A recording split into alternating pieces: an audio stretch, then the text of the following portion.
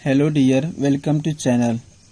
तो स्टूडेंट, आज हम लोग सीखेंगे टेंस के बेसिक चीज़ों को कि टेंस क्या होता है, कैसे प्रयोग करते हैं, कहाँ पे क्या होता है, कौन प्रेजेंट टेंस है, कौन पास्ट टेंस है, कौन फ्यूचर टेंस है, सभी को कैसे पहचानते हैं, उसकी सहायक क्रिया क्या है, कौन सी फॉर्म लगती है, तो उसके बारे में हम लोग पूरी तरह से पढ़ेंगे। तो स्टार्ट करते हैं।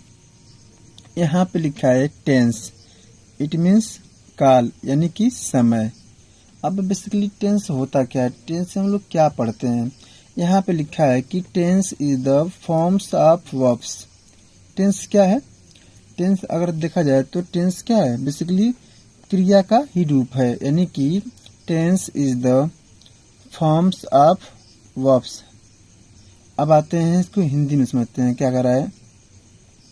कह रहा है कि किसी कार्य यानी कि एक्शन, जो भी हम एक्शन करते हैं या घटना यानी कि इवेंट, उसके बाद के समय यानी कि टाइम व्यक्त करने के लिए इंग्लिश वर्ब के रूप में परिवर्तन कर दिया जाता है। यानी कि कहाँ पे फर्स्ट फॉर्म है, कहाँ पे सेकेंड फॉर्म है, कहाँ पे थर्ड फॉर्म है, यानी कि इंग्लिश वर्ब के रूप में परिवर्तन कर देते हैं। इन परिवर्तनों को ही क्या कहते हैं, टाइम चेंजेस, इन परिवर्तनों को ही हम लोग बोलते हैं टेंस चेंजेस, यानी कि काल परिवर्तन कहते हैं। कह रहा है कि इन टेंस के चेंजेस को हम लोग क्या बोलते हैं, काल परिवर्तन। यानी कि अब देखते हैं कि कह रहा है कि depend on the verbs there are 3 types of verbs. यानी कि यहाँ पे वर्ब्स नहीं, यहाँ पे होगा हमारा टेंस। यानी कह रहा है कि क्रिया के आधार पर कितने टेंस होते हैं, हाँ, depend on the verbs there are 3 types of tense. मतलब कि टेंस कितने हमारे पास हैं, 3 है। पहला है प्रेजेंट, वर्तमान काल। दूसरा है पास्ट यानी कि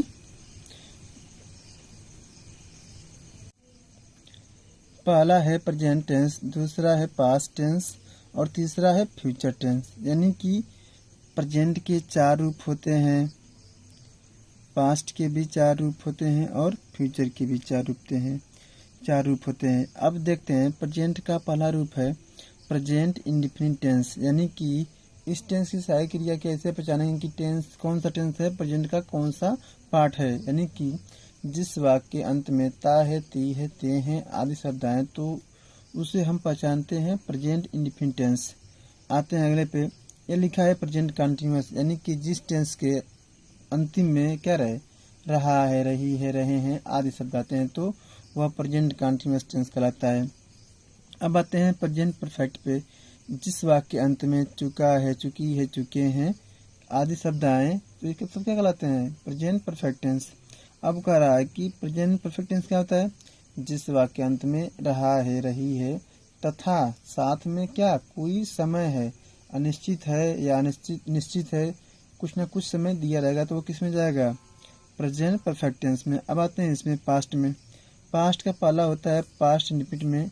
इसमें हम लोग देखो इसकी जो पहचान होती है ता, था, ती, थी, ये, थे, ए या ई आदि शब्द है पास्ट इंडेफिनिट कहलाता है। पास्ट कंटिन्यूअस क्या होता है, जिस वाक्य के अंत में रहा था, रही थी, रहे थे आदि शब्द है पास्ट कंटिन्यूअस कहलाता है। अब देखते हैं तीसरा लिखा है कि पास्ट परफेक्ट, यानी कि जिस टेंस के अंत में क्या है, चुका था, चुकी थी, चुके थे तथा एक समय 2 कार्य भी हो सकता है कि एक साथ क्या हो, 2 कार्य भी हो, वो किस में जाता है, पास्ट परफेक्ट में।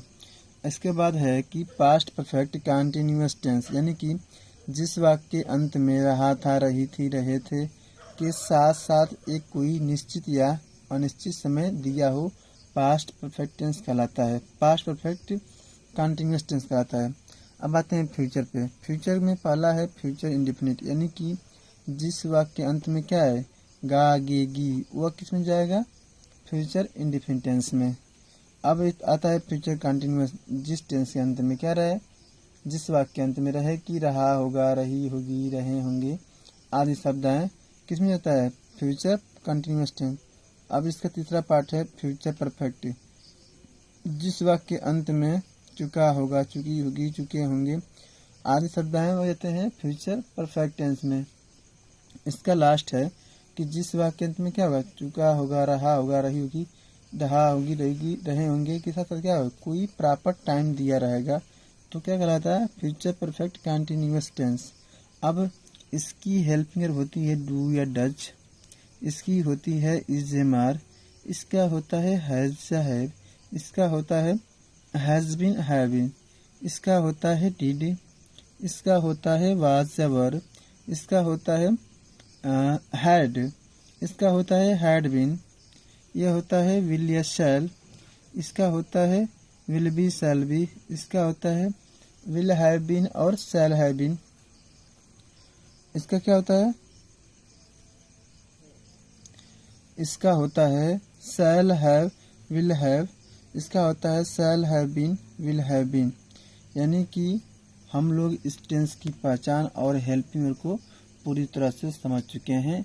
अगली क्लास में हम लोग क्या करेंगे, एक एक करके सभी टेंस को पूरी तरह से पूर्णतः रूप से पढ़ेंगे। तो पूरे वीडियो को लास्ट तक बने रहिएगा।